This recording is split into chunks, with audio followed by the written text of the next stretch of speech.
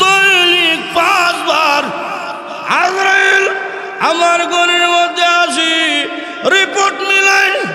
আমরা তো লম্বা লম্বা আশা করে বইয়া রয়েছি। আল্লাহর নবী রাহমাতুল লিল আলামিন একদিন সাহাবায়ে কেরামকে ডাকদা বলছেন, সাহাবীরা রে বলো দেখি কে কত সময় পর্যন্ত বাঁচবে। একজন সাহাবী ডাকদা বলছেন, ইয়া রাসূলুল্লাহ, ইয়া হাবিবাল্লাহ, আল্লাহর নবী গো, আসরের নামাজ পড়েছি, মাগরিব পড়তে পারমু এই বিশ্বাস আমার নাই। আরেকজন বলছেন, আসরের নামাজ পড়েছি, ইশার নামাজ পড়তে পারমু এই বিশ্বাস আমার নাই। আরেকজন বলছেন, ওগো আল্লাহর নবী, আসরের নামাজ পড়েছি, আজকে রাতটার কোনো বিশ্বাস আমার নাই। নবীজি বললেন, এত লম্বা লম্বা আশা তোমরা করো, কেউ বলতেছো আসর থেকে মাগরিব, কেউ বলতেছো আসর থেকে এশা, কেউ বলতেছো আসর থেকে সারা রাত। এত লম্বা লম্বা আশা কেমনে তোমরা করো? আমি নবী, আমার সিনাতে আজরাইল হাত দিতে গেলে আমার অনুমতি লাগবে। এরপরও আমি মনে করি নামাজে সালাম ডান দিকে ফিরাইয়া বাম দিকে সালাম ফিরাতে পারবো এই বিশ্বাস আমার নাই। ঠিকই না গেল আল্লাহর নবী রাহমাতুল লিল আলামিন যখন দুনিয়ার জমিন থেকে বিদায় নিয়ে যাবেন, এই সময় আজরাইল নবীজির হুজরা শরীফের বাহিরে চক্কর লাগায়, ঘরে ঢুকার সাহস পায় না, শুধু হাঁটাচড়া করে। নবী ডাকতে বলছেন, ফাতেমা দরজার দিকে তাকে দেখো, মা কে যেন বারবার ঘরে ঢুকতে চায়। ওগো ফাতেমা বারবার তাকাতে চায়, আমার ঘরে ঢুকতে চায়, অনুমতি চায় গো মা, তাকে দেখে আইসে। ফাতেমা রাদিয়াল্লাহু আনহা দরজার দিকে তাকে দেখলে এমন এক ব্যক্তি, যেই ব্যক্তির চেহারা মক্কা মদিনার কারো চেহারার সাথে মিল নাই। ডাকদা বলছেন, আব্বা এমন এক পৃথিবীর মানুষ এসেছেন যার চেহারা দুনিয়ার চেহারা কারো সাথে মিল নাই। ওগো আব্বা উনি কে? নবীজি ডাক দেখো, মাগো যিনি এসেছেন তিনি আর কেউ না, এমন একজন ব্যক্তি এসেছেন যেই ব্যক্তি দুনিয়ার মহব্বত মুহূর্তের মধ্যে কাটা দেয়, যেই ব্যক্তি স্বামী স্ত্রীর ভালোবাসা মুহূর্তের মধ্যে কাটা দেয়, যেই ব্যক্তি ভাই ভাইয়ের মহব্বত মুহূর্তের মধ্যে কাটা দেয়, তিনি হলেন মালাকুল মউত আজরাইল। আব্বা তিনি কেন আইল? দরজা আমি খুলতাম না গো। তিনি যেমন তুমি এসেছেন মনে হয় আপনার যাওয়ার সময় হয়ে গেছে। আব্বা আপনি যদি চলে যান বলেন, আমার যে কেউ নাই, আমার যে মা নাই, ভাই বোন কেউ নাই, আমি কার কাছে দুঃখ মানবো? নবীজি বলছেন, মাগো আজরাইল আমার অনুমতি চায়, এটা আমার সম্মান, আমার মর্যাদা, এটা আমার শান আর সম্মান আর মর্যাদা গো মা। বলো আমি অনুমতি দিয়েছি ঘরে ঢোকার জন্য। অনুমতি পাইয়া আজরাইল নবীজি বাম পাশে গিয়া বৈশা আছে, সিনার মধ্যে হাত রাখার মতন সাহস আজরাইলের নাই। আজরাইলকে দেখিয়া নবীজি বলছেন, আজরাইল তোমার আশার আলামত দিকে জ্বালাইছি, যাওয়ার মনে হয় সময় হয়ে গেছে, অপেক্ষা করো আমার বন্ধু আসার আগ পর্যন্ত তুমি অপেক্ষা করো। আল্লাহ নবী রাহমাতুল লিল আলামিন বলেন, দুনিয়ার জমিনে দুইজন মন্ত্রী আমার আছে, একজনের নাম আবু বকর আর একজনের নাম হইল হযরত ওমর রাদিয়াল্লাহু আনহুমা। আকাশের মধ্যে দুইজন মন্ত্রী আমার আছে, একজন হলো জিবরাইল আর একজন হলো মিকাইল। আজরাইল তারাও জিবরাইল আসার আগ পর্যন্ত তুমি অপেক্ষা করো। জিবরাইল মুহূর্তের মধ্যে আইলো। জিবরাইল আসার পরে নবীজির সামনে বসে আছে। জিবরাইল রে আজরাইল কেন আয়া বললো? এমনি জিবরাইল যে সরাসরি নবীকে বলবেন এটার সাহস নাই। কুরআনের আয়াত হইয়া জিবরাইল উনি যখন যাইতেছে হেঁটে হেঁটে গিয়া দেখে এক ব্যক্তি পাথর দ্বারা একটা বাড়ি নির্মাণ করছিল। ওই বাড়িটা দর্শক হয়ে গেছে, পাথর চাপায় পড়া কয়েকটা মানুষ মারা গেছে। যারা মারা গেছে এরা একবারে পচে গেছে, পাথরের সাথে মিশে গেছে। এই দৃশ্য থেকে উজাইর নবী, আল্লাহ তুমি না কইছ কিয়ামতের মাধ্যমে সকলকে জিন্দা করবে, এই মানুষগুলো তো একবারে পচে গেছে, পাথরের সাথে মিশা গেছে, মাটির সাথে মিশা গেছে। মাটির সাথে মিশে যাওয়ার পরেও আপনি কিভাবে এদেরকে জিন্দা করবেন? আল্লাহ ডাক দেখো, উযাইর আমি যে জিন্দা করতে পারবো এটা কি তোমার বিশ্বাস হয় না? আল্লাহ বিশ্বাস আছে, বিশ্বাসে কোনো কমতি নাই। আমি দেখতে চাই মাটির সাথে মিশে যাওয়ার পরেও আপনি কোন পদ্ধতিতে জিন্দা করেন। সুবহানাল্লাহ জোরে। তিনি ছিলেন গাদার মধ্যে বসা, ওনার সাথে খাবার হচ্ছিল। আল্লাহ পাক সঙ্গে সঙ্গে ওনাকে মৃত্যুদান করছে, গাদাকে মরণ দিছে। 100 বছর পরে আল্লাহ উযাইর নবীকে জিন্দা করছে।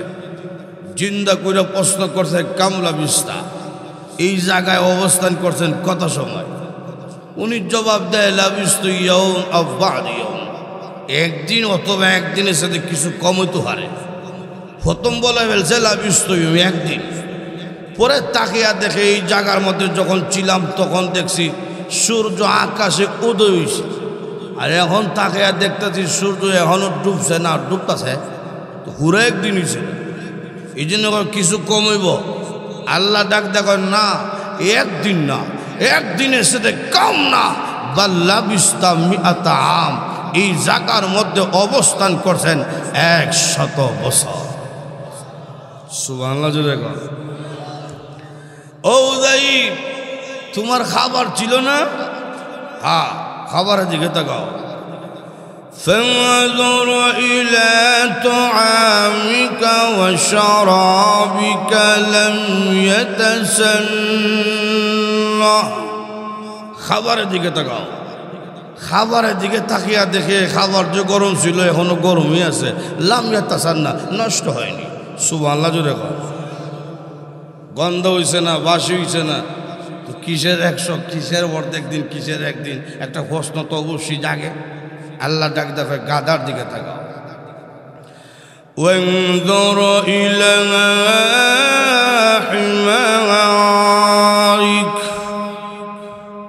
তোমার গাদার দিকে তুমি তাকাও।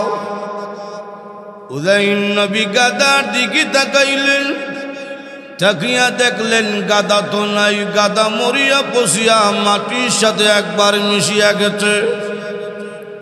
উযাইর নবী কান্না, প্রভু আমার কিচ্ছু হইল না, আমার খাবারও নষ্ট হইল না, কিন্তু আমার গাদা মরিয়া পচিয়া মাটির সাথে মিশিয়া গেল, আমি তো কিছুই বুঝলাম না। আমি আল্লাহ বলছেন, উযাইর আমি আল্লাহ ইচ্ছা করলে তোমার মতন, তোমার খাবারের মতন, তোমার গাদাকেও না পচাইয়া রাখার মতন ক্ষমতা আমার আছে। আসেনি? বাইরে আমার সব মানুষ মরিয়া গেলে পচে যায় না, শহীদের লাশ কোনদিন পচে না। সুবহানাল্লাহ জোরে কর। এমনও আল্লাহর ওলিরা আছেন, পচবে তো দূরের কথা, কবরের মধ্যে বসে বসে আল্লাহ রাব্বুল আলামিনের কোরআন তেলাওয়াত করতেছে। সব মানুষ মইরা গেলে পচে যায় না। ও উযাইর, যদি কেউ মরিয়া গেলে পচে যায়, মাটির সাথে মিশে যায়, কেমনে চিন্তা করব? সেই দৃশ্য তোমার গাদার মাধ্যমে এখন দেখামু। ও উযাইর, আমি কি তোমার গাদাকে জিন্দা করে এখন দেখাবো? উযাইর নবী বলছেন, আল্লাহ আমার গাদাকে আপনি আবার জিন্দা কইরা দেখান, পূর্বের গাদাটা আবার জিন্দা কইরা দেখান। এমনি আল্লাহ রাব্বুল আলামিন গাদার প্রতি নির্দেশ জারি করছেন, গাদা জিন্দা করে দাঁড়িয়ে যাও। উযাইর নবী বললেন, জি মাত্র আল্লাহ রাব্বুল আলামিন গাদার প্রতি নির্দেশ জারি করলেন। আমি এমনি তাকিয়া দেখলাম, সময় গেল না, দেরি হইল না, মাটি থেকে পূর্বের গাদা জিন্দা হয়ে দাঁড়িয়ে গেছে। চিন্তা করার মতো ক্ষমতা আল্লাহর আসেনি? শুধু গাদারও না, সবাইরই। আল্লাহ বলছেন, আ'লাম আন্নাল্লাহ আলা কুল্লি শাইইন কাদির।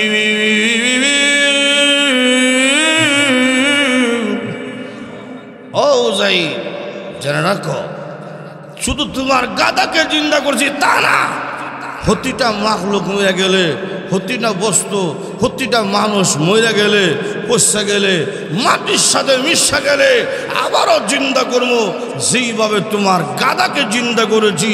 কারণ প্রতিটা বস্তুর উপর আমি আল্লাহর ক্ষমতা আছে। কথা কোন ঠিক কিনা? ইব্রাহিম নবীর কথা এরপরে আনছেন। একদিন ইব্রাহিম পয়গম্বর তাফসীর কিতাবে আনছে, ইব্রাহিম পয়গম্বর যাইতেছে নদীর পাড় দিয়ে হেঁটে হেঁটে, তো গিয়া থাকে আর দেখতেছে নদীর পানির স্রোতের সাথে একটা মরা গাদা যাইতেছে। লক্ষ্য করিয়া দেখলেন মরা গাদাটা একটা শুকনা মাটির মধ্যে ধাক্কা খেয়া লাগছে। তো মরা গাদার গোশত খাইতেছে কুকুরে। কুকুর গেছে গা, আইসে শিয়াল, মরা গাদার গোশত খায়। শিয়াল গেছে গা, আইসে শুকুন, মরা গাদার গোশত খায়। শুকুন গেছে গা, আইসে বড় একটা মাছ কিছু গোশত খাইছে। এই দৃশ্য দেখে ইব্রাহিম নবী, আল্লাহ তুমি না কইস কিয়ামতের মাধ্যমে সকলকে জিন্দা করবা, একটা গাদাতে 60টার ভেতর ঢুকছে, ইটারে কেমনে বের করে জিন্দা করবা? সুবহানাল্লাহ জোরে কইবেন না? وَإِذْ قَالَ إِبْرَاهِيمُ رَبِّ أَرِنِي كَيْفَ تُحْيِي الْمَوْتَى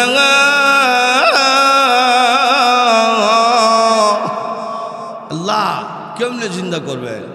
আল্লাহ ডাক কয় আওয়ালাম তুমিন, আমি যে জিন্দা করতে পারবো, তোমার বিশ্বাস হয় না? নি বিশ্বাস আছে, দেখবে কেন? বিশ্বাস থাকলে দেখবে কেন? আল্লাহ একটা গাদে 60টার ভিতরে ঢুকছে, এই দৃশ্য দিকে আমার অশান্তি শুরু হয়েছে। কেন দেখতে চাই? ওয়ালা ইয়াতমাইন্না কলবি,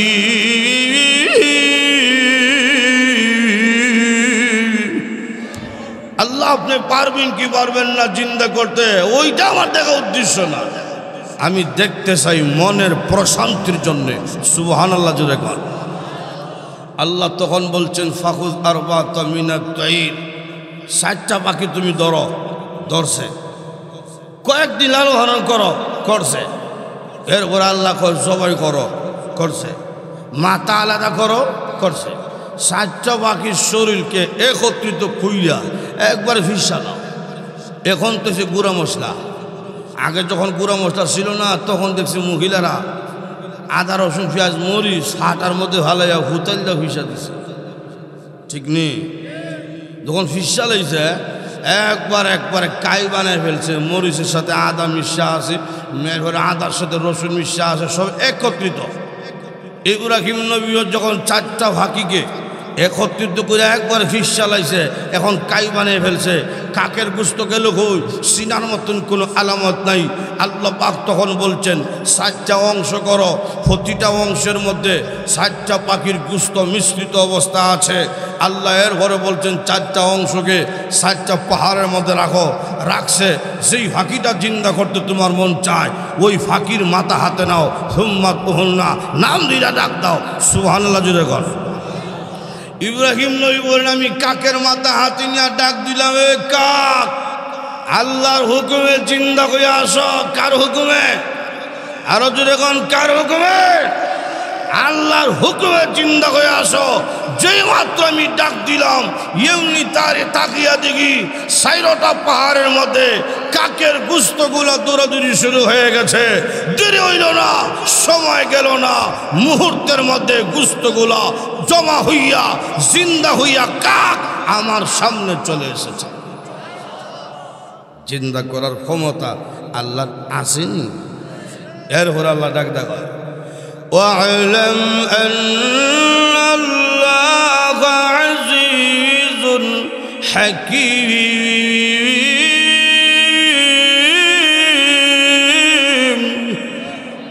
ও ইব্রাহিম, 60টার ভের থেকে কেমনে বের করতে হয় এই কৌশল আমার জানা আছে, আমি হাকিম।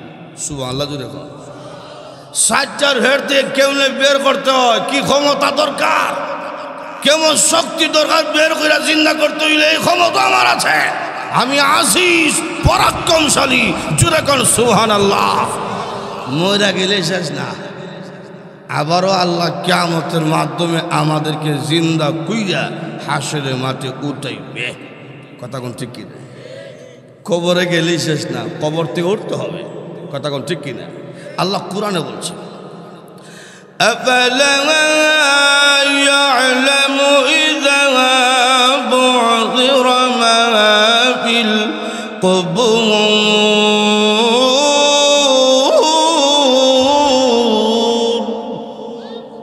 ও নবী, মানুষ কি জানে না কবর থেকে উঠতে হইব? প্রতিটা মানুষ কবর থেকে উঠতে হবে। আল্লাহু আকবার। উঠার সময় কি অবস্থা হবে আল্লাহ, কোনো কিছু বাকি থাকতো না, সব মানুষ দাঁড়াইব। ওই যে খতনা হইছিল এই আগার টুকরা কুই হলাইছে আল্লাহ ছাড়া কি কইতে পারে না।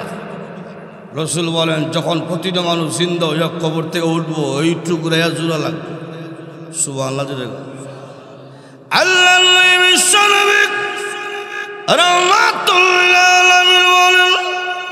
প্রতিটা মানুষ সেদিন উলঙ্গ হইয়া কবর থেকে দাঁড়াবে। আমাদের নবী রাহমাতুল লিল আলামিনকে আল্লাহ রাব্বুল আলামিন কিভাবে সেদিন রওজা শরীফ থেকে উঠাইবেন? আল্লাহ রাব্বুল আলামিন বলবেন জিবরিল জান্নাতের মধ্যে তুমি প্রবেশ করো, আমার নবীর জন্য জান্নাতের পোশাক বানিয়ে রাখছি, তুমি নিয়ে যাও। আমার বন্ধুকে রোজার ভিতর আগে পোশাক পরিধান করাইবা, এরপরে উঠাইবা। সুবহানাল্লাহ। এমনি জিবরাইল জান্নাতের পোশাক নিয়ে নবীজি রোজা মোবারকের সামনে আসবে। আসার পরে সালাম দিবে, আসসালাতু ওয়াসসালামু আলাইকা ইয়া রাসূলুল্লাহ, আসসালাতু ওয়াসসালামু আলাইকা ইয়া হাবিবাল্লাহ। জোরে কোন সুবহানাল্লাহ। আল্লাহর নবী উঠুন, কিয়ামতের মাঠ কায়েম হয়ে গেছে।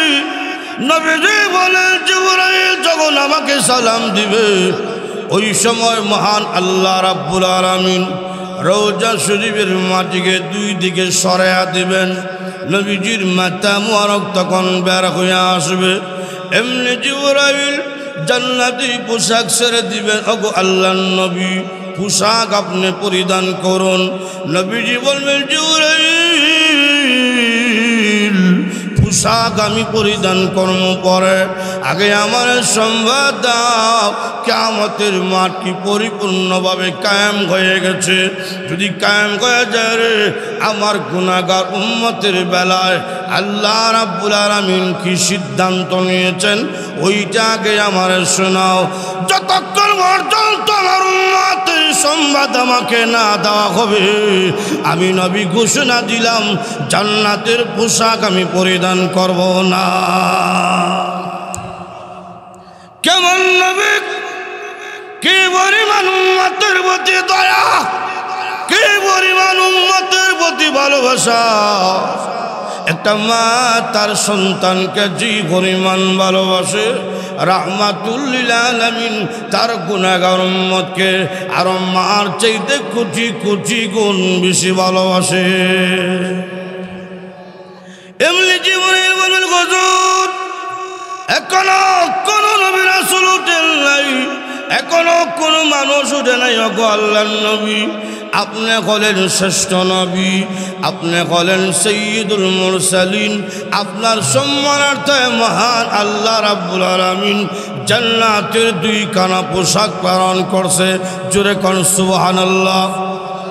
সময় থাকবে উলঙ্গ, শুধুমাত্র আমাদের নবীকে জান্নাতের পোশাক আল্লাহ পরিধান করাবেন। আর এক বর্ণনা কইল ইব্রাহিম নবীকে জান্নাতের চাদর আল্লাহ সেদিন পরাইয়া দিবেন। আর এক বর্ণনা হলো আদম নবীকে জান্নাতের চাদর আল্লাহ পাক পরাইয়া দিবেন, আর সবাই থাকবে উলঙ্গ। এই কথা যখন আম্মা জানা আয়েশা সিদ্দিকা রাদিয়াল্লাহু আনহা শুনলেন, নবীর কাছে প্রশ্ন করলেন, আল্লাহর নবী গো কিয়ামতের কঠিন ময়দানে সেদিন কি আমরা উলঙ্গ থাকবো? নবীজি বললেন হ্যাঁ। আল্লাহর নবী আমি তো সাধারণ কোন মহিলা না, আম্মা জানা আয়েশা মহিলার সম্মানার্থে, যেই মহিলার চরিত্রে প্রশংসা করতে গিয়া মহান আল্লাহ রাব্বুল আলামিন সূরা নূরে 11 নম্বর আয়াত থেকে নিয়া 21 নম্বর আয়াত পর্যন্ত আম্মা জান আয়েশার শানে আল্লাহ 10খানা আয়াত নাজিল কইরা দিছে। আমি তো সাধারণ কোন মহিলা না, আমি কি কিয়ামতের কঠিন ময়দানে উলঙ্গ থাকবো? রাসূল বললেন হ্যাঁ। আল্লাহর নবী আপনার কলিজার টুকরা মেয়ে ফাতেমা, যার সম্পর্কে আপনি বলছেন ফাতেমা হইল জান্নাতের মহিলাদের সর্দারনী, নবী গো সেই ফাতেমা কি কিয়ামতের কঠিন ময়দানে উলঙ্গ থাকবে? নবীজি বললেন হ্যাঁ। আল্লাহর নবী আপনার সবচেয়ে আদরের স্ত্রী খাদিজাতুল কুবরা, তিনি তো সাধারণ কোনো মহিলা না, তিনি এমন একজন মহিলা সেই মহিলাকে মহান আল্লাহ রাব্বুল আলামিন সালাম দিয়েছেন। আল্লাহর নবী তিনি ওকে কিয়ামতের কঠিন ময়দানে উলঙ্গ থাকবে। নবীজি বললেন আল্লাহর নবী কিয়ামতের কঠিন ময়দানে যদি আপনার স্ত্রী কোন উলঙ্গ থাকে, কিয়ামতের কঠিন ময়দানে যদি আপনার মেয়ে কোন উলঙ্গ থাকে, আপনি কি লজ্জা হইবেন না? আপনি কি অপমান হইবেন না? রাসূল বলছেন আয়েশা তুমি মনে করেছ কিয়ামতের মাঠ দুনিয়ার মতন হবে? না, দুনিয়ার মতন নয়। প্রতিটা মানুষ যখন কবরতে উঠবে গো, ওঠার পরে আল্লাহ রাব্বুল আলামিন ফেরেশতাদেরকে বলবেন ওয়াজিআ ইয়াউমাইযিন বিজাহান্নাম, জাহান্নামকে টেনে আনা হোক হাসরের মাঠে। জাহান্নাম যখন হাসরের মাঠে কিনারার মধ্যে দাঁড়াবে, লেলিখান জিহ্বা বের করিয়া হুঙ্কার দেওয়া শুরু করবে, তাকাদু তামাইয়াজু মিনাল গায়জ, জাহান্নামও সেদিন রাগান্বিত হয়ে যাবে। হ্যাঁ প্রভু, তুমি না বলে তো মানুষ এবং পাথর আমার খাবার। এই যে হাসরের মাঠ পরিপূর্ণ মানুষ দ্বারা ভরা, আল্লাহ গো ফেরেশতাদেরকে আপনি বলুন এরা যেন আমাকে ছেড়ে দেয়, আমি মানুষগুলার খেয়ে সাফ করে ফেলি। জাহান্নাম লেলিগান জিহ্বা বের করে দিবে, মানুষগুলারে খেয়ে ফেলার জন্য সামনের দিকে অগ্রসর হতে থাকবে। ওগো আয়েশা, যখন জাহান্নামে ভয়াবহ দৃশ্য যা মানুষগুলা দেখবে, মাথার কাছে সূর্য থাকবে, এই কঠিন অবস্থায় একজন আর একজনের লজ্জাস্থান দিকে তাকাবে দূরের কথা, প্রতিটা মানুষের ফোনে যে কাপড় নাই সেই কথাটা পর্যন্ত মানুষের সেদিন খেয়াল থাকবে না।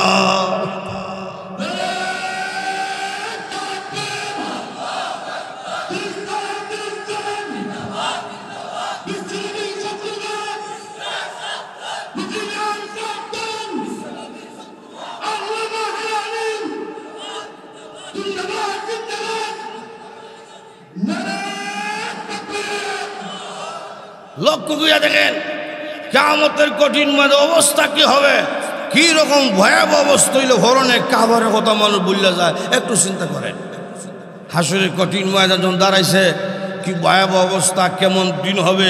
আল্লাহ কুরআনে বলছেন সেদিনের অবস্থা কি হবে। মিকদারহু 50 আলফ সানা, দুনিয়ার হিসাবে হাসরের মাঠের একটা দিন হবে দুনিয়ার হিসাবে 50,000 বছরের সমান।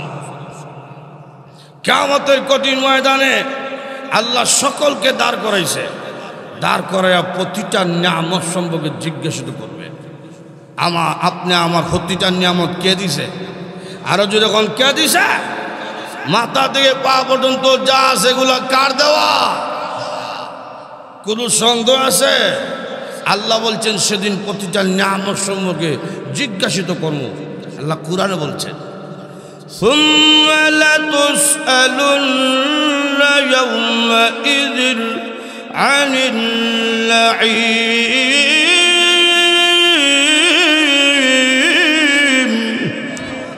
প্রতিটা নিয়ামত সম্পর্কে জিজ্ঞাসিত করব হাসরের কঠিন ময়দানে। রাসূল বলছেন আল্লাহ যদি দয়া মায়া না করে সেদিন ছুটে যাওয়া সম্ভব না,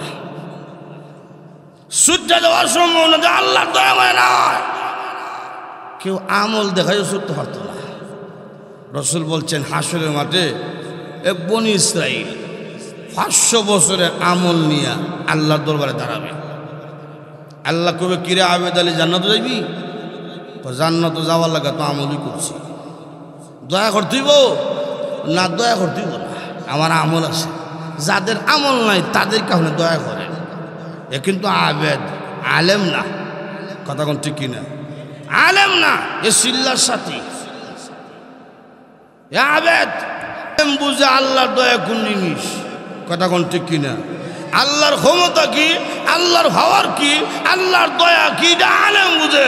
সুতরাং আলেম ছাড়া মাদ্রাসা চলতে পারে না, আলেম ছাড়া মসজিদ চলতে পারে না, আলেম ছাড়া দাওয়াত ও তাবলীগের কাজ চলতে পারে না। কথা কোন ঠিক না?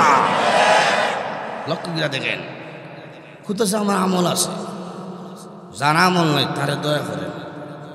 আল্লাহ ঠিক আছে বেরো, এতক্ষণ তো রাখছিলাম আরো নিচে, বেরো। ও সূর্যের নিচে একটু গুই যায় গেছে ঘুরতো হাসরের মাঠ। সূর্যের গরমে নিচে তামার গরমে গলা শুকাইয়া ভিতর শুকিয়ে গেছে। এখন কেমনে যেত জান্নাত তো হাঁটছে, এই শক্তি শৈল্য নাই, চিল্লাইতেছে, জবানটা কত আইতেছে না, ফানি ফানি। আল্লাহ ডাক ডাক, ওই ফেরেশতা একটা ফানির গ্লাস লিয়া তার সামনে চক্কর দাও। ফানি দিস না, চক্কর দেয়। সামনে চক্কর দিতেছে। চক্কর যখন দিতেছে গ্লাস দেখছে এমনি তার মাথা গরম হয়ে গেছে। ফানিওয়ালা কয় চিল্লাইস না, এটা তোর দুনিয়া চন্ডীগুলের চাষটলের দোকান ভাইস, এটা হাসরের মাঠ। জি ভাই, এক গ্লাস পানি দেন। এক গ্লাস পানির মূল্য 500 বছরের আমল। নেন, আমল আছে আমার, দেন আমার। দেখবেন রমজান মাসে পছন্দ গরম হইলে ইফতারের সময় এক গ্লাস পানি খাইলে ভিতর ঠান্ডা হয় না, 2-3 গ্লাস খাওয়া লাগে। খায় হয় ইফতারের সময় খালি পানি মজা। হাসরে মাঠে যখন এক গ্লাস মুখ দিছে ভিতর ঠান্ডা হইতে গিয়ে জিভই বিচ্ছে না। ভাই আরেক গ্লাস দেন না, আমল আসেনি না, আমল নাই, পানিও নাই, সবর হইয়া লাও। সবর করলে কি তার ভিতর ঠান্ডা হইব? এখন বুঝছে আল্লাহ দয়া কোন জিনিস। আল্লাহ ডাক ডাক, রে বান্দা, কিয়ামতের কঠিন ময়দানে এক গ্লাস পানি তুমি পান করেছ 500 বছরের আমল দিয়ে। বান্দা রে জবাব দে, দুনিয়ার জমিনে কয় গ্লাস পানি তোরে পান করাইছি? রে বান্দা জবাব দে, কয় গ্লাস পানি দিয়া গোসল করছিল? একটু জবাব দে। কয় গ্লাস পানি দিয়া কৃষি কাজ করছিলে? জবাব ধরে বাংলা। এমনি ডাকতে বলে, প্রভু গো, তোমার দয়া মায়া সারা ছুটটা যাওয়া আমার সম্ভব না। আল্লাহ তোমার দয়া আমি চাই, আল্লাহ তোমার দয়া চাই। আল্লাহ আমি বুঝতে পারি নাই, আমি অন্যায় করে ফেলেছি। আল্লাহ বলবে, আল্লাহ চিল্লা করিস না, তোর ঈমান থাকার কারণে আমি আল্লাহ দয়া করলাম। যারে বান্দা যা, আমি আল্লাহ তোকে জান্নাতে যাওয়ার টিকিট দান কইরা দিলাম। রসুল বলেন হাসরের মাঠে 2টা জিনিস নিয়ে কেউ দাঁড়াইতে পারে, আল্লাহ তার উপর দয়া করব, আর সেই ব্যক্তি সরাসরি জান্নাতে চলে যাবে। সুবহানাল্লাহ জোরে কর। 1 নম্বর শিরিক মুক্ত ঈমান, 2 নম্বর বেদাত মুক্ত আমল।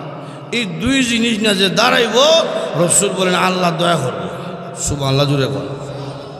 তো কিয়ামতের কঠিন ময়দানে, মহান আল্লাহ পাক হাসরের কঠিন ময়দানে কিয়ামতের মাধ্যমে আমাদেরকে জিন্দা হইরা প্রতিটা নিয়ামত সম্পর্কে জিজ্ঞাসিত করবে।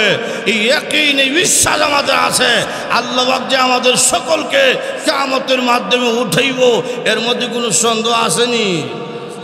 উঠাইতে পারবে কি পারবে না? কোন দিন উঠাইব, কোন সালে কিয়ামত হইবে, এটা কে জানে? আরো জোরে কর। তবে নবীজি আলামত বুঝলে গেছে, সব জ্ঞান আল্লাহ রসুলকে দিচ্ছেন না। সব দিক দেয়া দেয়, আল্লাহ রসুল সমান সমান, কথা ঠিক না? এই জন্য সব দিচ্ছেন না। রসুল জানেন ততটুকু যতটুকু আল্লাহ জানাইছে, কথা ঠিক না? তো কি পরিমাণ রসুল জানতেন? রসুল বলেন আমার আগে যত নবী রসুল আইছে, আমার পরে যত দার্শনিক আইব, যত জ্ঞানী আইব, সবার জ্ঞান এলেম যদ্দূর, তার চেয়ে মহান আল্লাহ নবীকে কোটি কোটি গুণ বেশি এলেম দান করছে। আর একটু জোরে কোন সুবহানাল্লাহ। তো লক্ষ্য করিয়া দেখেন নবীজি আলামত বলে গেছে যে এই আলামত যখন আইব তখন বুঝা লাইও কিয়ামত বেশি দূরে না। রসুল বলেন যখন দেখবা নেতা নেত্রীরা রাষ্ট্রীয় মাল, জনগণের মাল, নিজের মাল মনে কইরা খাইব, তখন বুঝা লাইও কিয়ামত আর বেশি দূরে না। এটা মনে হয় আইছে না? আরো জোরে কোন। রসুল বলেন আমানতে খেয়ানত করব। রসুল বলেন মানুষ যাকাত দিতে চাইতো না, তখন বুঝা লাইও কিয়ামত বেশি দূরে না। রসুল বলেন পুরুষগণ মহিলাদের অধীনে চলে যাইব। এটা বাকি আছে,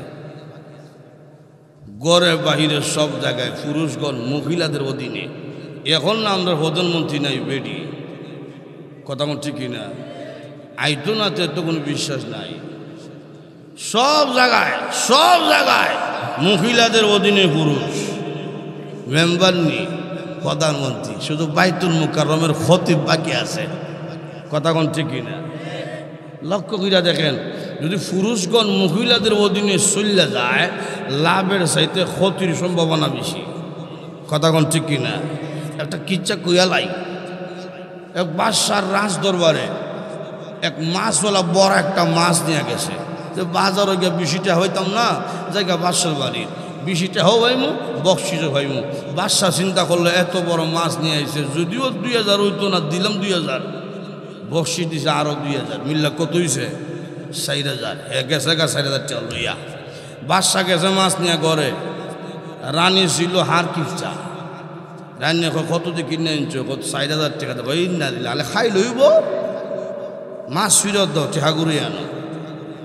মাছ কিনার পরে কিন্তু ফিরত দেওয়া সিস্টেম নেই। এর মাঝে সাধারণ ব্যক্তি না, বাদশাহ মানুষ, এমনি কিতা করতো? বউয়ে যুক্তি হয়, তোমারে পরামর্শ দেওয়া দিই বেকল বাদশাহ। মাছওয়ালারে কইবা, এ মাছওয়ালা তোর মাছ এটা বেড়া না বেড়ি? এদি কয় বেড়া, তুমি কয় বেড়ি মাছের দরকার, কদি বেড়ি কয় বেড়া মাছের দরকার। আটকা দিব, কথা কইতে পারতো না, এই ফেসওয়ালাইয়া চেখানি দিবা, যুক্তি খারাপ না। আনছে মাছওয়ালারে, কিরে মাছওয়ালা তোর মাছ এটা বেড়া না বেড়ি? মাছ হলো কম না, হ্যাঁ কয় আমি বিক্রি করছি কয়েক ঘন্টা আগে, এখন বেড়া বেড়ি যাই গিতা তুলি কিন্তু আছে। এমনি কয় স্যার আমার মাছ বেড়াও না বেড়িও না, এটা হিজড়াটা। বাদশা কত বুদ্ধি আছে রে, ধর আরো 2000 তুই পুরস্কার নে। মিল্লা কত হইছে? 6000। 6000 টাকা লইয়া গেছে গা। যাওয়ার সময় রাস্তার মধ্যে একটা পয়সা বুঝা গেছে মাটিতে। এই পয়সাটা উঠাই আবার বুকের ভর রাখছে মাছওয়ালা। বাদশার দেওয়া আনছিল, বাদশার দেওয়া কোনো টেকা মাটির মধ্যে হইলা গেলে ওইটা উঠেইবা না, এটা এতিম মিসকিন হোক, এটা তার আইন। কিন্তু এই মাছওয়ালার টেকাটা উঠাইয়া বুকের ভগর রাখছে। বাদশার আইন লঙ্ঘন করছে। আইন যে লঙ্ঘন করছে এই কথাটাও চলে গেছে রানীর খানে। রানী তারে কয়, এত তুমি এত টেকা দিলা, এর ভর তোমার আইন লঙ্ঘন করলো, আইন লঙ্ঘন করার অপরাধে সব টাকা ফিরিয়ে আনো। বাদশাহ তোর এবার যুক্তি তো খারাপ না। আনছে মাছওয়ালা, কিরে মাছওয়ালা এত টাকা দিলাম, এর ভর একটা পয়সা পড়ে গেছে, তুই উঠেই আমার বিধান লঙ্ঘন করলে কেন? মাছওয়ালা কয়, স্যার আমি উঠাইতাম না, উঠানোর কারণ হইল আপনার প্রতি সম্মান প্রদর্শন করছি। কি সম্মান? হয় আপনার টেকার মধ্যে আপনার ছবি দেওয়া। দেখবেন আমরা দেশের টেকার মধ্যে বঙ্গবন্ধু ছবি আছে। এই টেকাওয়ালার, এই ছবিওয়ালা টেকা যদি শিলামের রাস্তার মধ্যে ঘুরে থাকে, পাবলিকের পায়ের জুতার নিচে আপনার ছবি করে, এটিটা আপনার অপমান। এই জন্য টেকাটা উঠে বুকের ভগড়ে রাখছি, আমি আইন লঙ্ঘন করছি না, আপনার প্রতি সম্মান প্রদর্শন করছি। এমনি বাদশা কত আরো 2000 টাকা তুই নে। আর বাজারও যাওয়ার সময় এলান দিয়া যাইবে, কোনো বেড়া যেন তার বউয়ের কথা চলে না, চললে আমার মতো যাইব। লাভের চাইতে ক্ষতির সম্ভাবনা বেশি, কথা কোন ঠিক কিনা? বিস্তারিত আলোচনা করার সুযোগ নাই। কিয়ামত কোন দিন হবে এটা জানেন কে? আরো যদি এখন জানেন কে? প্রথমটা রাখলাম, দ্বিতীয় বিষয়ে যাই। আল্লাহ বলেন, ওয়ায়ুনাজ্জিলুল গায়ব,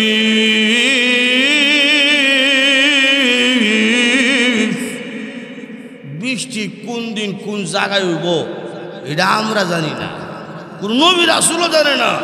কোনো দার্শনিক জানে না। কে জানে? আরো যখন কে জানে? আকাশ যখন মেঘাচ্ছন্ন হয় তখন যারা গবেষণা করে, এরা গবেষণা করে রিপোর্ট জানায় আজকে বৃষ্টি হতে পারে, বৃষ্টি হইব, এটা গ্যারেন্টি দেওয়া কোয়ার মতন কোনো শক্তি পৃথিবীর কোনো জ্ঞানী দার্শনিকের নাই। বৃষ্টি দেখে আরো জোরে কর, আল্লাহ যদি বৃষ্টি বন্ধ কইরা লায়, পৃথিবীর সব সরকার মিল্লা 1 মিনিটের জন্য আকাশ থেকে বৃষ্টি নামাবার মতন ক্ষমতা আসেনি? আরো জোরে কোন আসেনি? আর তো না। ফেরাউন কইছিল আনা রব্বুকুমুল আলা, আমি হইলাম তোমার বড় খোদা। নাউজুবিল্লাহ কইবেন না। আল্লাহ দিছে বৃষ্টি বন্ধ কইরা, সব নিয়ামত জারি রাখলাম, শুধু বৃষ্টি বন্ধ।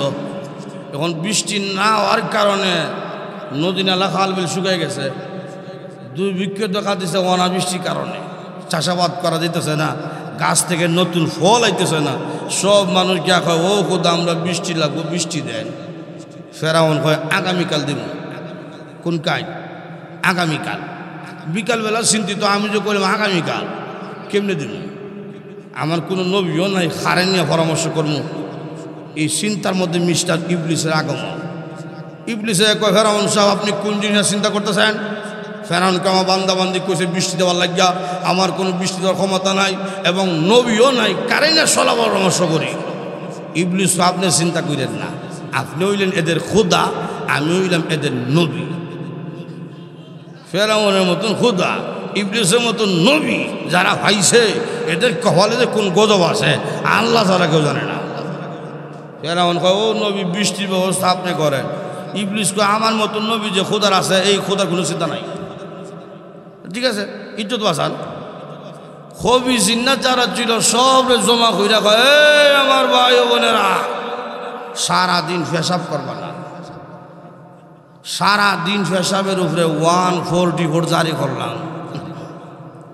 সবাই সারা দিনের পেশাবে জমা হইয়া শেষ রাতে ঐক্যবদ্ধ হইয়া একসাথে শূন্যস্থানে দাঁড়াইয়া নিচে দা পেশাব করে দিয়ে, যখন সবাই মিললে একসাথে পেশাব করতেছে কবি জিন্নাতরা, সা সা সা সা শব্দ শূন্য, পাবলিক ঘুম থেকে জাগ্রত হইয়া কয় আজকে খোদা দিতেছে বৃষ্টি।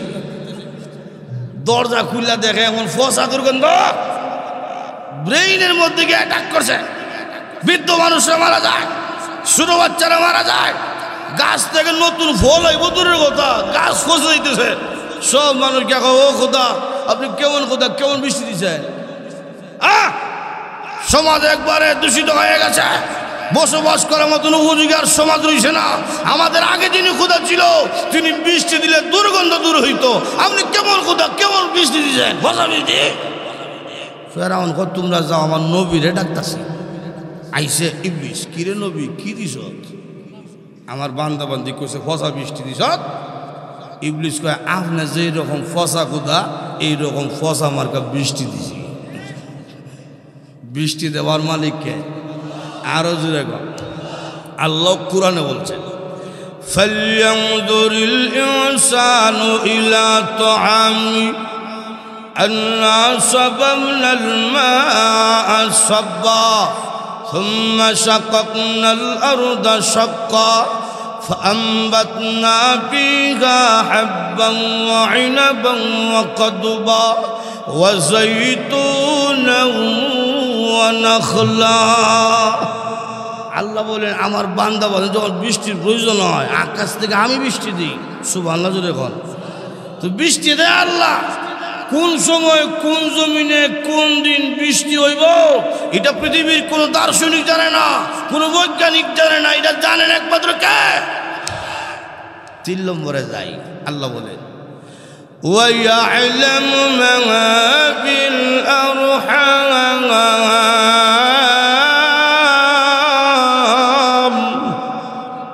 মায়ের পেটের ভিতরে সন্তান ছেলে হবে না মেয়ে হবে এটা আল্লাহ ছাড়া কেউ বলতে পারে না। আপনারা বলতে পারেন হুজুর এই ওয়াজ এই যুগে চলে না, কারণ বাচ্চা পৃথিবীতে এবার 4 মাস আগে ডাক্তার মেশিনের মাধ্যমে চেক করে কইতে পারে ছেলে না মেয়ে। তাফসির কিতাবে আনছে, আল্লাহ যে কইছে সেটার ভিতরে ছেলে নামে এটা কেউ করতে পারে না। এটার কথা উদ্দেশ্য কি? উদ্দেশ্য হইল মায়ের হেডের ভিতরে যখন নাপাক পানিটা যায়, এই নাপাক পানিটা 40 দিন পরে জমাট রক্ত হয়, রক্তের একটা চাক্কা হয়। এই রক্তের চাক্কা থেকে ছেলে হইব না মেয়ে হবে পৃথিবীর কোনো ডাক্তার বলতে পারে না। এটা একমাত্র বলতে পারেন কে? আরো 40 দিন পরে গোস্তের টুকরা হয়, কোনো হাড্ডি নেই, কোনো রগ নেই, গোস্তের একটা চাক্কা। এই গোস্তের চাক্কা থেকে ছেলে হইব না মেয়ে হইব এটা কেউ করতে পারে না। এটা কে বলতে পারে? ডাক্তার কইতে পারে ওই সময়, যেই সময় মহান আল্লাহ মায়ের পেটের ভিতরে একটা ছেলে অথবা একটা মেয়ে পরিপূর্ণ আকৃতি ধারণ করে দিছে, তখন বলতে পারে। কথা কোন ঠিক কিনা?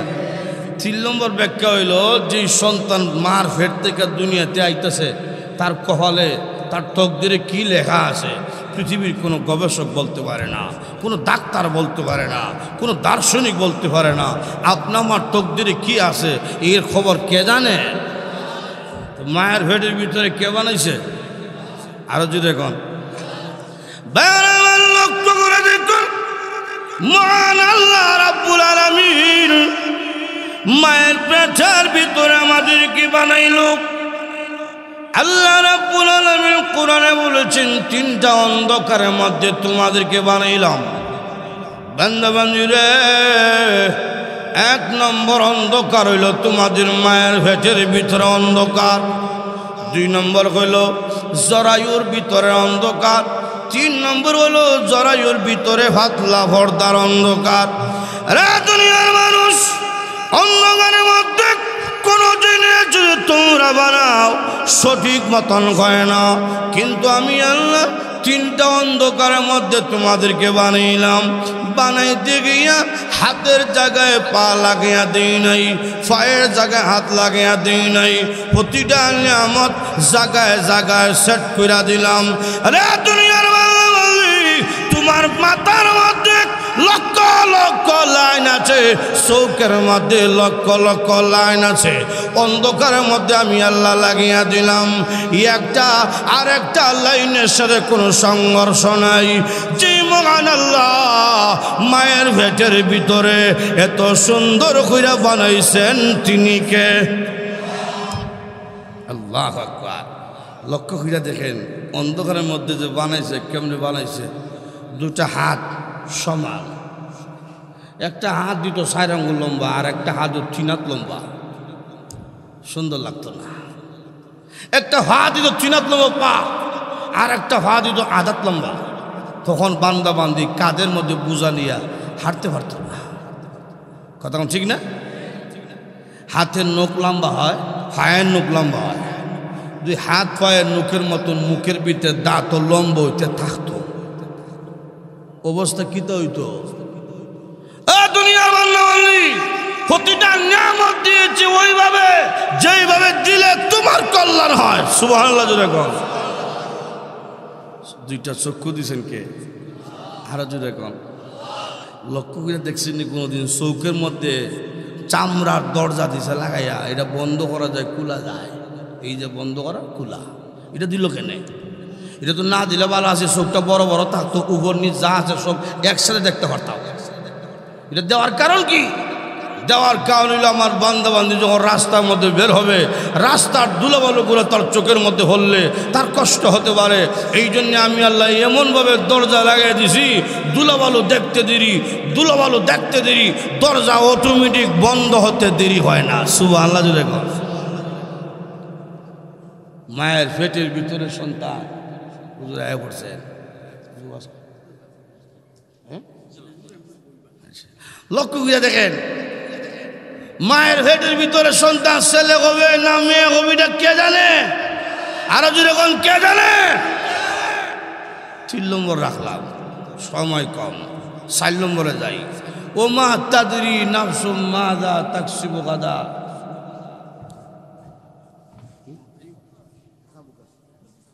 লক্ষ্য করে দেখেন, আগামীকাল আমি কি করবো, কি খাইবো, কি অর্জন করবো এটা কে জানে? আরো যেরকম কে জানে?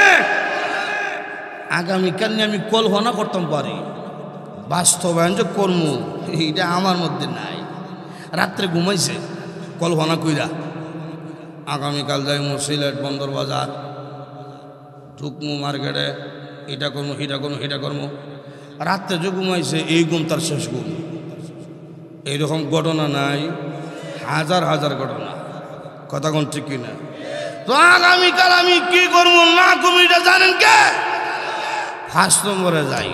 আল্লাহ বলেন وَمَا تَدْرِي نَفْسٌ بِأَيِّ أَرْضٍ تَمُوتُ।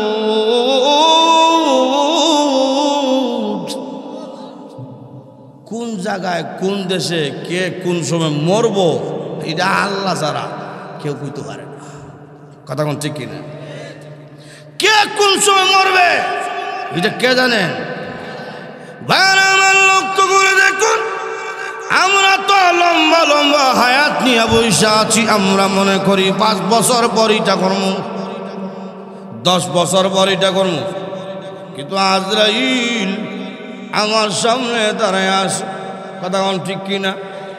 আল্লাহ নবী বলেন দৈনিক 5 বার আজরাইল আমার ঘরের মধ্যে আসি, রিপোর্ট মিলাই।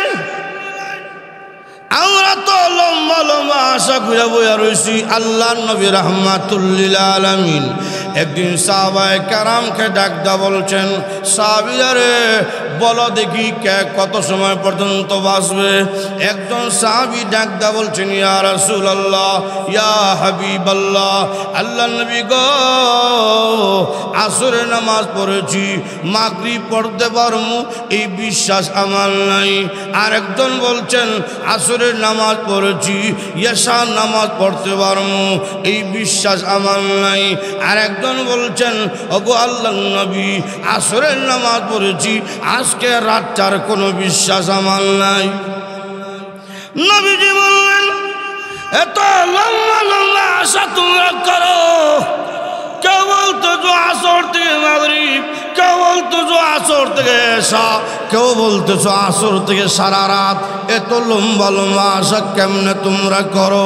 আমি নবী আমার সিনাতে আজরাইল হাত দিতে গেলে আমার অনুমতি লাগবে।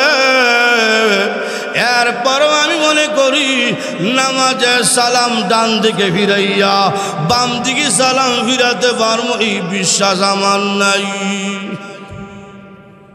ঠিকই না গেল আল্লাহ নবী রাহমাতুল লিল আলামিন যখন দুনিয়ার জমিন থেকে বিদায় নিয়ে যাবেন, এই সময় আজরাইল নবীজির হুজরা শরীফের বাহিরে চক্কর লাগায়, ঘরে ঢুকার সাহস পায় না, শুধু হাঁটাচড়া করে। নবী ডাকতে বলছিল ফাতেমা, দরজার দিকে তাকে দেখো মা কে যেন বারবার ঘরে ঢুকতে চায়। ওগো ফাতেমা, বারবার তাকাতে চায়, আমার ঘরে ঢুকতে চায়, অনুমতি চায় গো মা, তাকে দেখে আইছে। ফাতেমা রাদিয়াল্লাহু আনহা দরজার দিকে তাকে দেখলে এমন এক ব্যক্তি, যেই ব্যক্তির চেহারা মক্কা মদিনার কারো চেহারার সাথে মিল নাই। ডাকদা বলছি না বা এমন এক পৃথিবীর মানুষ এসেছেন যার চেহারা দুনিয়ার চেহারা কারো সাথে মিল নাই।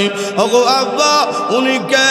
নবীজি ডাক দেখো মাগো, যিনি এসেছেন তিনি আর কেউ না, এমন একজন ব্যক্তি এসেছেন যেই ব্যক্তি দুনিয়ার মহব্বত মুহূর্তের মধ্যে কাটা দেয়, যেই ব্যক্তি স্বামী স্ত্রীর ভালোবাসা মুহূর্তের মধ্যে কাটা দেয়, যেই ব্যক্তি ভাই ভাইয়ের মহব্বত মুহূর্তের মধ্যে কাটা দেয়, তিনি হলেন মালাকুল মউত আজরাইল। আব্বা, তিনি কেন আইল? দরজা আমি খুলতাম না গো। তিনি যেমন তুমি এসেছেন মনে হয় আপনার যাওয়ার সময় হয়ে গেছে। আব্বা, আপনি যদি চলে যান বলেন আমার যে কেউ নাই, আমার যে মা নাই, ভাই বোন কেউ নাই, আমি কার কাছে দুঃখ মানবো? নবীজি বলছেন মাগো, আজরাইল আমার অনুমতি চায়, এটা আমার সম্মান, আমার মর্যাদা, এটা আমার শান আর সম্মান আর মর্যাদা গো মা। বলো আমি অনুমতি দিয়েছি ঘরে ঢোকার জন্য। অনুমতি পাইয়া আজরাইল নবীজি বাম পাশে গিয়া বৈশা আছে, সিনার মধ্যে হাত রাখার মতন সাহস আজরাইলের নাই। আজরাইলকে দেখিয়া নবীজি বলছেন আজরাইল তোমার আশার আলামত দেখে বুঝালেছি যাওয়ার মনে হয় সময় হয়ে গেছে, অপেক্ষা করো আমার বন্ধু আসার আগ পর্যন্ত তুমি অপেক্ষা করো। আল্লাহ নবী রাহমাতুল লিল আলামিন বলেন, দুনিয়ার জমিনে দুইজন মন্ত্রী আমার আছে, একজনের নাম আবু বকর আর একজনের নাম হইল হযরত ওমর রাদিয়াল্লাহু আনহুমা। আকাশের মধ্যে দুইজন মন্ত্রী আমার আছে, একজন হলো জিবরাইল আর একজন হলো মিকাইল। আজরাইল তারাও জিবরাইল আসার আগ পর্যন্ত তুমি অপেক্ষা করো। জিবরাইল মুহূর্তের মধ্যে আইলো। জিবরাইল আসার পরে নবীজির সামনে বসে আছে। জিবরাইল রে আজরাইল কেন আয়া বললো?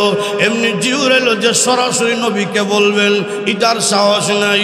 কুরআনের আয়াত হইয়া জিবরাইল শুনাইলেন, ইন্নাকা মাইতু ওয়া ইন্নাহুম মাইতুন।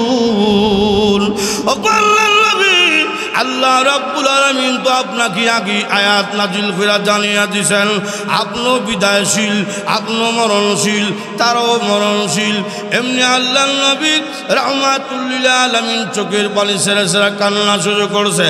জিবরাইল ডাকদা বলছেন, আল্লাহ নবী গো, চোখের কোণার মধ্যে পানি কেন? আপনি কি দুনিয়ার জমিনে আরো থাকতে চান? নবীজি বলছেন, আজ জিবরাইল এই দুনিয়ার মহব্বত আমারে কাঁদায় না, তাহলে কান্না করেন কেন? হাসান হুসেনের জন্য কান্না করেননি না, হাসান হুসেনের জন্য নয়, ফাতেমার জন্য নয়, আমি কারো জন্য কান্দি না, আমি কান্দি আমার গুনাহগার উম্মতের জন্য। আল্লাহ নবী কান্না করেন না। আল্লাহ রাব্বুল আলামিন তো একজন ফেরেশতাই বানায় রাখছে। আপনি দুনিয়ার জমিন থেকে বিদায় হয়ে গেলি, আপনি যে রোজা শরীফে থাকবেন ওই জায়গার মধ্যে একজন ফেরেশতা আল্লাহ দাঁড় করা রাখবে। তার আর কোনো কাম নাই, আর কোনো দায়িত্ব নাই। তার দায়িত্ব হইল উম্মতের সম্মাদ আপনার কানের কাছে পৌঁছিয়ে দেওয়া। রাসূল ডাকদা বলে, জিবরাইল উম্মতের সম্মাদ পাবো কি পাবো না, এই জন্য আমি কান্দি না। আমি কেন কান্দি জানি? আল্লাহ রাব্বুল আলামিন আমাকে বলছিলেন, ওগো নবীজি, আপনি যে জমিনে থাকবেন আমি আল্লাহ ওই জমিনবাসীরে গজব দিয়া মারতাম না যদিও সবাই নাফরমানি করে। ও জিবরাইল, আল্লাহ রাব্বুল আলামিন তো গজব দিয়ে এতদিন কাউরে মারল না, যেহেতু আমি রহমত দুনিয়াতে আছি। আমি যদি বিদায় হয়ে যাই, আল্লাহ যদি দুনিয়াবাসীর পাপের কারণে গজব দিয়া মাইরালায়, তখন আমার উম্মতের জিম্মাদার কে হবে? এমনি আল্লাহ বলছে, জিবরাইল আমার বন্ধুকে বলো চোখের পানি মুছে ফেলার জন্য আমার বন্ধুকে জানিয়ে দাও কান্না করতে হবে না। আমার বন্ধুর উম্মতের মধ্যে যারা 5 ওয়াক্ত নামাজ জামাতে আদায় করবে তাদের ইজ্জত রক্ষা করার জন্য আমি আল্লাহ দুনিয়াবাসীকে একসাথে গজব দিয়া মারব না। রাসূলুল্লাহ একদম বলেন, জিবরাইল আজরাইলকে বলো অনুমতি এখন দিলাম। এমনি আজরাইল নবীজির সিনা মুবারকের মধ্যে হাত দিলেন। হাত যখন সিনা মুবারকে দিয়েছে, নবীজি ডাকদা বলছেন, আজরাইল তোমার হাত আমার সিনার মধ্যে রাখছো নাকি উহুদের পাহাড় আমার সিনার মধ্যে রেখেছো? এমনি আজরাইল বলছেন, ওগো আল্লাহর নবী, এত সহজে কারো জান আমি কবজ করি নাই, আর কোনোদিন করবো না। আল্লাহ নবী গো, আপনার রূহ মুবারক আমি সহজে কবজ করতেছি। বাইরে আমার লক্ষ্য করে দেখুন, যেই নবীজির হুজরা শরীফে, যেই নবীজির সিনা মুবারকের মধ্যে আজরাইল হাত দিতে গেলে অনুমতি লাগে, সেই নবীও যেহেতু দুনিয়ার জমিনে থাকতে পারলেন না, আপনি আমি কেউ থাকার মতন ক্ষমতা নাই। আমরা কেউ দুনিয়ার জমিনে থাকতে পারবো না, সব মরণশীল। এই জন্য কোন দিন কোন জায়গার মধ্যে কে মরবো এটার খবর কে জানেন? আরো যেরকম কে জানেন? এই জন্যে আল্লাহ পাক এই মরণকে কিয়ামতকে গুহ রাখলেন কেন? গুহ রাখার কারণ হলো আমরা যেন প্রতিটা মুহূর্তে প্রতিটা সময় মৃত্যুর জন্য প্রস্তুতি নিতে পারি। হাসরের কঠিন ময়দানে দাঁড়ায় আর জবাব দিতে হবে, সেই প্রস্তুতি যেন নিতে পারি। এই জন্য মহান আল্লাহ গ্রহণ রাখছেন।